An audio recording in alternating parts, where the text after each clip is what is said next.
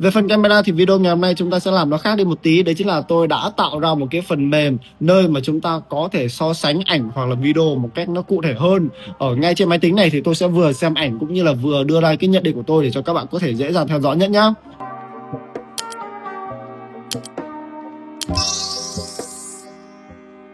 Rồi, đây với những cái tấm ảnh khi mà tôi chụp ra từ con Xiaomi 15T, các bạn hoàn toàn có thể nhìn thấy cái dấu watermark phía dưới nhá. Thì điểm cộng ấy, đấy chính là cái độ chi tiết khi mà các bạn chụp bằng camera 1x là rất là tốt luôn. Điển hình giống như là những cái tấm ảnh khi mà tôi chụp tòa nhà Times Square này, hoặc là khi mà tôi chụp cái tòa chung cư này chẳng hạn, thì các bạn có thể thấy là cái độ chi tiết của nó rất tốt. Kể cả khi mà chúng ta zoom lên như thế này nhá, chúng ta vẫn có thể nhìn thấy được những cái chi tiết ở bên trong, những cái vùng tối như thế này, đây tương phản các thứ này, anh em nhìn này, nó cực kỳ ok la luôn. Và có một điểm mà cá nhân tôi cảm thấy không thích lắm khi mà chụp ảnh ở trên con Xiaomi 15T, đấy chính là chúng ta sẽ phải đi theo cái tông màu của Leica. Nó sẽ có hai cái tông màu của Leica, đấy chính là Leica chân thực và Leica rực rỡ. Và những cái bức ảnh mà tôi đang show cho các bạn xem ở đây là Leica rực rỡ, vậy nên là các bạn có thể nhìn thấy là cái nền trời của nó kiểu nó xanh một cách kiểu ảo luôn đấy.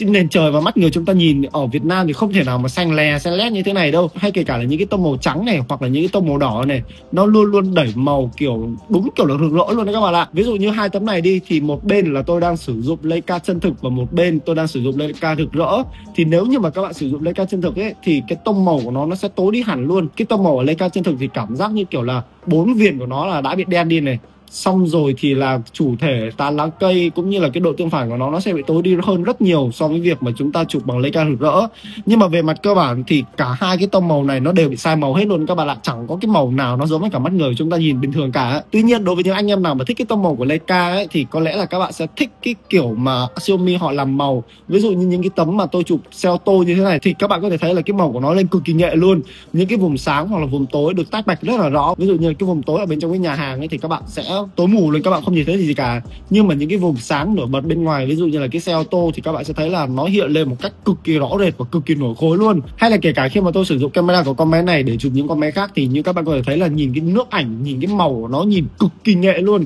Đặc biệt là với cái tông màu là Leica chân thực ấy thì các bạn sẽ thấy là này, cái viền của nó luôn luôn bị tối đi nha. Và nó sẽ đẩy cái phần HDR, đẩy cái độ tương phản ở giữa rất là cao. Vậy nên là cái chủ thể các bạn sẽ thấy được luôn là cái nào trước cái nào sau. Và nhìn cái màu sắc nó luôn luôn mang một cái tông màu kiểu cực kỳ cụ nghệ. Trong khi đó ở cái chế độ Leica rực rỡ thì các bạn có thể thấy là cái nước ảnh nhìn mọi thứ nó hài hòa, nhìn mọi thứ nó cân đối và nhìn mọi thứ kiểu nó sáng rực lên. Cả nền phía dưới này cho đến cả cái chủ thể phía trước, tất cả mọi thứ đều được đẩy một cái tông sáng lên rất là cao.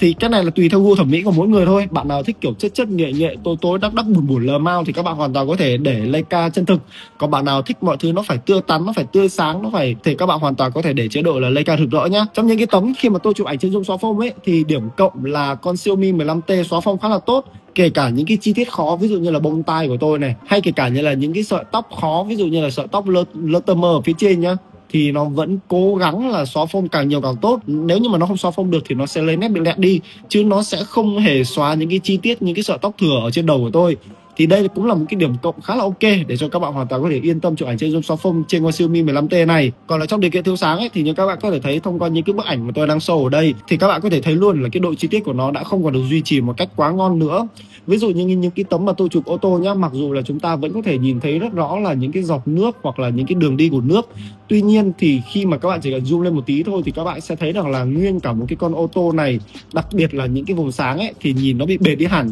Và các bạn có thể nhìn thấy rõ hơn cái hiện tượng này ở bên con VS3 thì các bạn có thể thấy luôn là cái phần màu hồng này của nó nhé, nhìn nó giống như là bức tranh sơn dầu và đang được vẽ lên vậy, chứ nó sẽ không chân thực, và cũng như là cái độ nét của nó sẽ không còn được đảm bảo giống như khi mà các bạn chụp ở trong điều kiện đầy đủ sáng nữa. Hay là những cái tấm khi mà chúng ta chụp ở trong những cái điều kiện môi trường mà nó rất tối, ví dụ như là nền trời này, hoặc là cái tấm mà tôi chụp ở ngoài cái công viên này nhá, thì nó tối om luôn, không có đèn điện mà, thì anh em có thể thấy luôn là những cái vùng như kiểu là nền trời này nhá thì nó đã bị đẩy sáng lên quá nhiều, do đó là nó bị sai màu luôn, từ một cái nền trời màu đen nó chuyển sang nền trời màu bạc luôn các bạn ạ. Nhưng mà điểm cộng đấy chính là các bạn vẫn có thể nhìn thấy được những cái chi tiết bên trong. Ví dụ như là với cái tấm công viên này đi thì các bạn nhìn đi, cái phần tòa nhà này nó hiện lên vẫn khá là ok, hay là cái phần cỏ cây này chúng ta vẫn có thể nhìn thấy được một phần nào đấy cái độ chi tiết ở bên trong ảnh. Tuy nhiên có một điểm mà các bạn cần phải lưu ý khi mà chụp ở trong điều kiện này, đấy chính là nó sẽ luôn luôn đẩy cái thời gian phơi sáng khá là lâu, trung bình tầm khoảng là từ 1 cho đến 2 giây. Vậy nên nếu như mà chủ thể ở trong ảnh của các bạn để di chuyển. Ví dụ như là cái tấm số 2 này, khi mà tôi đang chụp thì có một cái xe Grab đi vào nhá,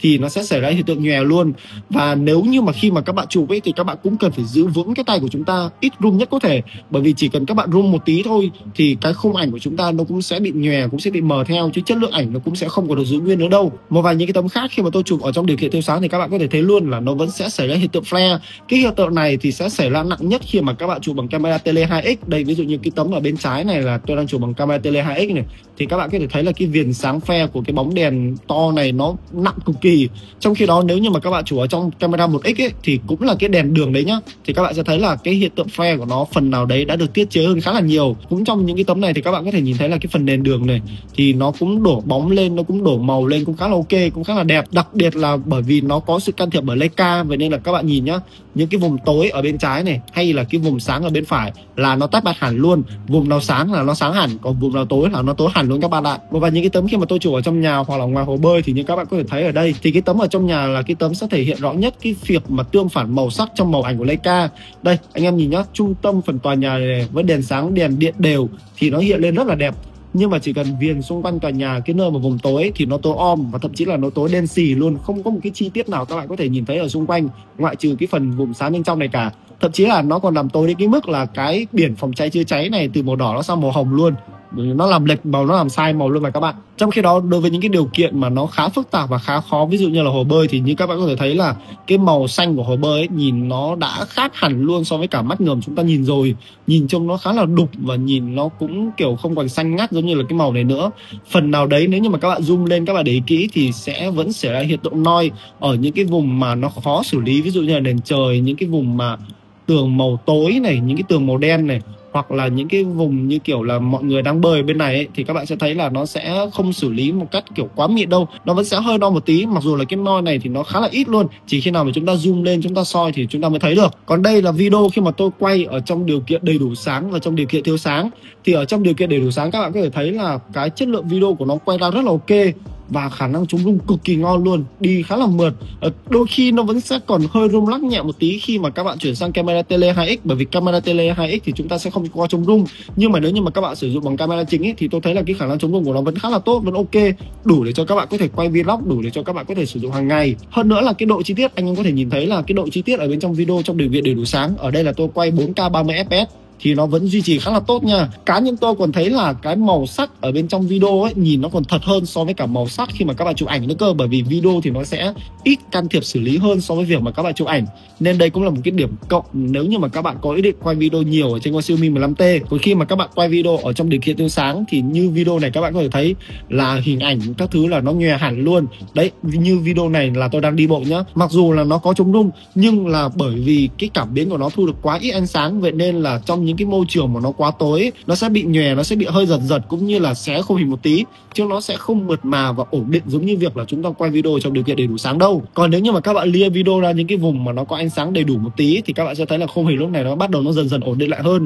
Tất nhiên là đôi khi nó vẫn sẽ hơi kiểu out nét này cũng như là xé khung hình, thì đây là cái điểm mà chúng ta cần phải chấp nhận rồi, bởi vì nói gì thì nói, đây cũng không phải là một con máy flagship, camera của nó cũng sẽ có giới hạn về mặt phần cứng thôi các bạn ạ. Nhưng mà điểm cộng khi mà chúng ta quay trong điều kiện thiếu sáng ấy, đây chính là cái ánh đèn flare nó đã được tiết chế hơn rất nhiều so với việc mà chúng ta chụp ảnh rồi. Tôi cũng không biết là Xiaomi họ làm như thế nào, nhưng mà đấy, anh em nhìn cái video trong điều kiện thiếu sáng là các bạn sẽ thấy là kể cả khi tôi quay trực tiếp vào trong cái bóng đèn đường với công suất lớn như vậy, nhưng mà cái ánh đèn flare nó được thu nhỏ lại chứ nó sẽ không bị ảnh hưởng quá nhiều trong cái khung hình của chúng ta nữa. Thông qua video này thì đối với cá nhân tôi, camera ở trên Xiaomi 15T nó không phải là một cái điện thoại có camera tệ, nhưng mà trên thực tế nếu như mà chúng ta nhìn vào mặt bằng chung ấy thì camera trên con máy này cũng không thật sự xuất sắc ở trong tầm giá. Bởi vì trong tầm giá này thì các bạn hoàn toàn có thể lựa chọn Oppo Reno 14 thì chúng ta cũng sẽ có camera tele 3.5x, cũng là độ phân giải là 50 megapixel, hay thậm chí là các bạn hoàn toàn có thể lựa chọn Samsung Galaxy S25 FE thì chúng ta cũng sẽ có camera tele 3x. Còn đối với Xiaomi 15T thì chúng ta chỉ có camera tele 2x mà thôi. Thì trên thực tế nếu như nhu cầu sử dụng của các bạn là camera tele 2x thì các bạn cũng chỉ cần crop từ camera tele 1x là được rồi.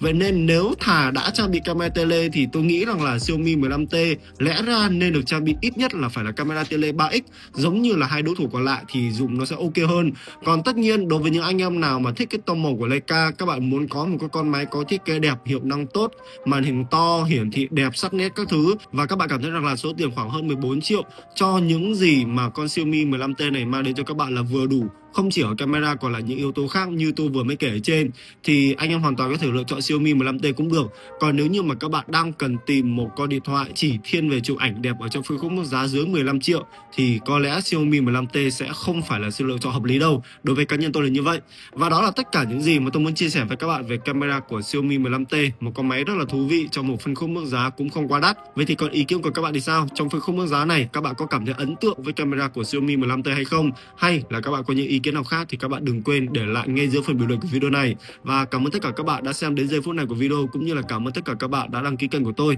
Tạm biệt mọi người và hẹn gặp lại mọi người những video lần sau.